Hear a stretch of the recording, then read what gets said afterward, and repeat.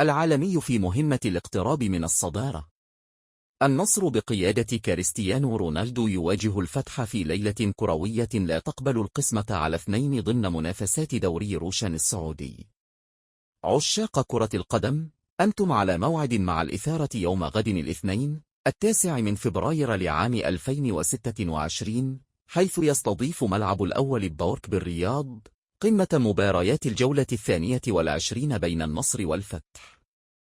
ستنطلق صافرة البداية في تمام 8:00 مساء بتوقيت مكة المكرمة وبغداد، 7:00 مساء بتوقيت القاهرة، 6:00 مساء بتوقيت الرباط وتونس والجزائر. المباراة ستكون منقولة مباشرة وحصريا عبر قنوات السي SCHD بتعليق فهد العتيبي، بالإضافة إلى تطبيق شاهد.